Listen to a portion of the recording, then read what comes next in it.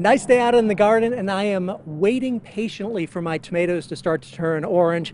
However, I'm actually a little disappointed. A bunch of my tomatoes are starting to rot on the bottom. Now, this is a very common problem with tomatoes in the Carolinas. This is called blossom end rot, where you get the rot that occurs on the bottom end of a tomato.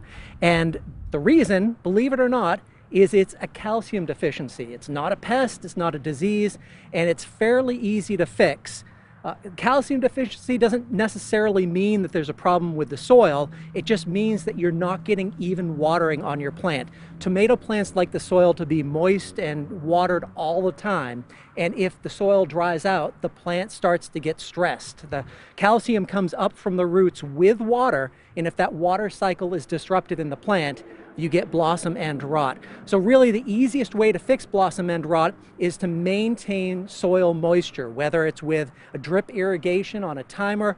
You can put mulch around your plants to try to fight off some of that evaporation, but as long as you keep your soil nice and evenly moistured, you'll reduce the risk for blossom end rot. Another thing you can do is the type of tomatoes you grow.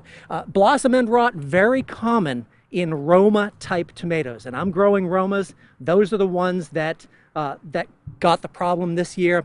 If you grow other varieties, cherry tomatoes, I don't think I've ever gotten blossom end rot on a cherry tomato, and there are other varieties that are resistant as well. Also, a lot of people like to put calcium in the soil. Now, of course, the best way is to get a soil test to make sure you need calcium.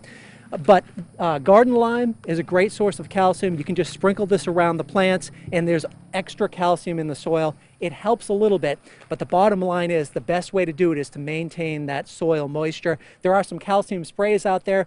They don't work with blossom end rot. The calcium can't go from leaves into the tomatoes, and they don't go through the tomatoes either. So that's one of the biggest problems we have in the Carolinas with tomatoes, blossom end rot. Fairly easy way to fix it is just keep your plants watered. So that's a look at the garden. We've got a look at our weather and whether we're going to cool down for the weekend coming up next.